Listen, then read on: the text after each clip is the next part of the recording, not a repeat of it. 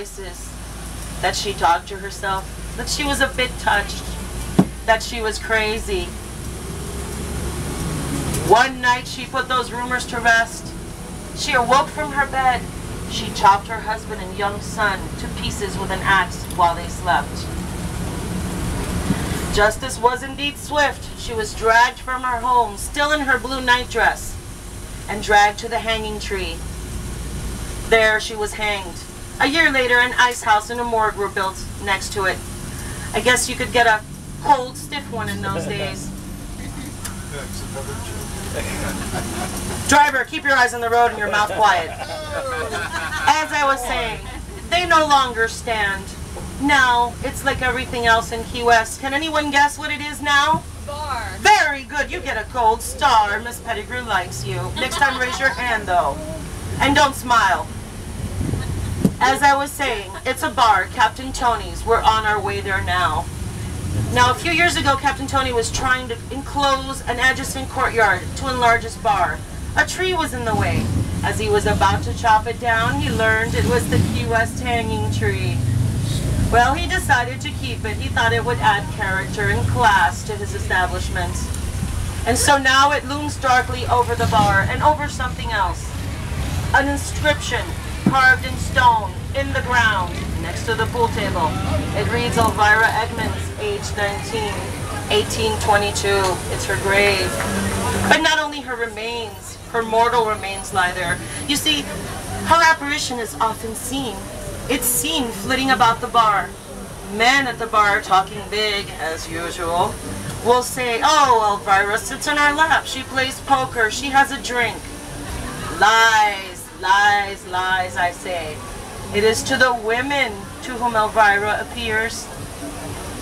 When you go to the ladies' room and you primp and you apply your rouge and lipstick, her apparition is seen in the mirror. She opens her mouth as if to speak, and then she disappears.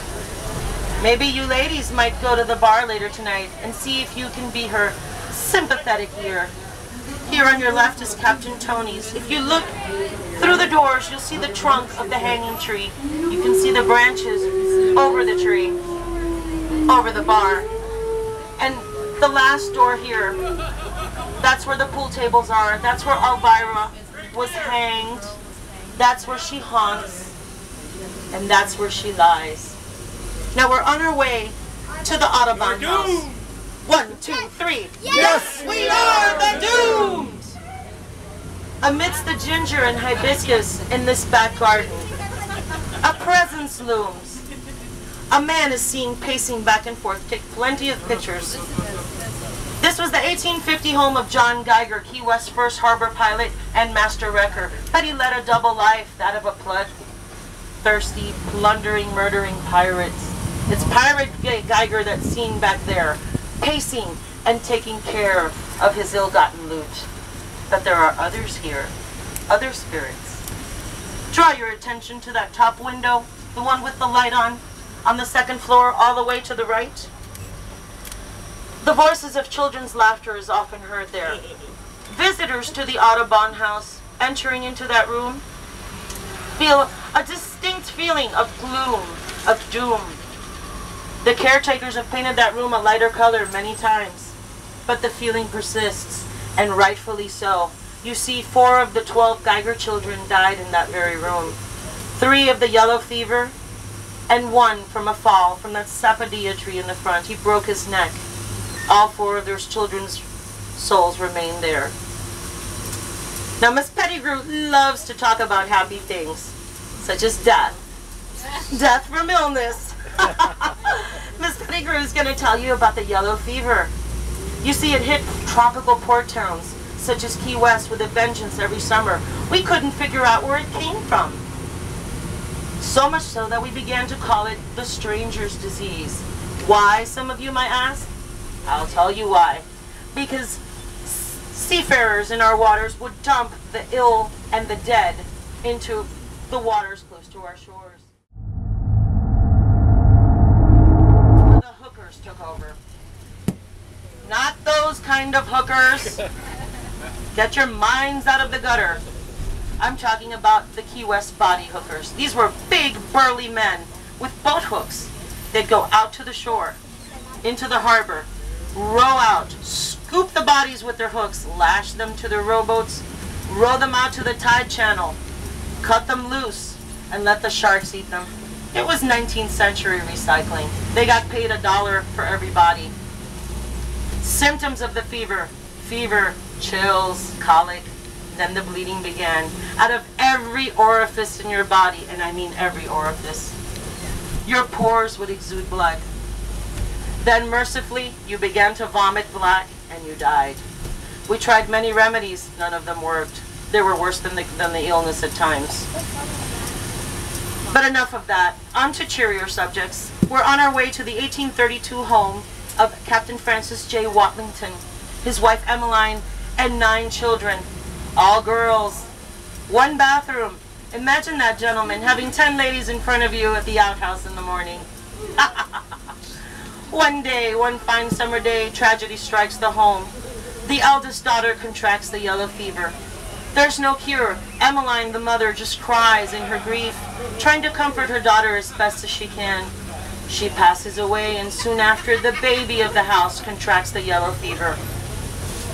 Now, Emmeline sits at this home. It's coming up here on your left. Center your attention to the middle dormer window. That was the children's nursery. In those days, children slept barrack style, one after the other, in a little room. They didn't have their own rooms in those days. Now, Emmeline sat there rocking until her baby drew her last breath. And caretakers to the house will tell you when Duval is quiet, the rhythmic rocking of her chair and her crying can still be heard. Coming up here on your left, I strongly suggest you have your cameras ready. This is the 1830s home of Dr. Joseph Yates Porter. He was South Florida's first public health official and local hero. You see, he was tragically linked with the yellow fever. His mother died of it when he was barely 6 months old. He spent his entire medical career trying to get this island away from this dreaded disease. He was born in that center room on the 2nd floor in 1847 and died there 80 years later. He treated as many as 50 patients a year there, all of them dying, most of them children. Now, when residents and visitors come into that room, they feel a cold breeze assail them. The house is called the House of Multiple Orbs. A lot of paranormal activity occurs there. They've had many seances. We all know that cold breeze is poor Dr. Porter, still trying to cure the incurable from the afterlife. Now we have a slight detour due to the regatta going on. I'll give you some more information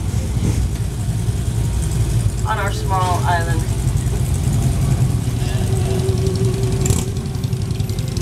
I'll never understand these horseless carriages.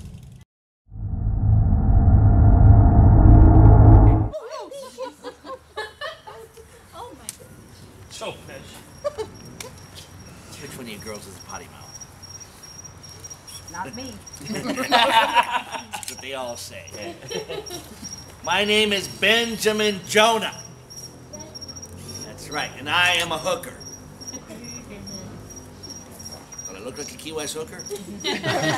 How's that working out for you? I was just about to tell you. Okay. They used to call me the Bone Island Body Hooker. So when big old ships used to pass by Key West and dump the yellow fever victims overboard, their dead bodies would drift into the harbor. I used to sit in my rowboat. As soon as I saw one of them dead bodies, I'd take my hook gear and I'd hook it up.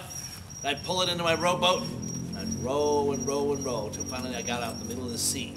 Once I was out in the middle of the sea, I'd take my hook and throw the dead body back in the water and let the sharks do the rest.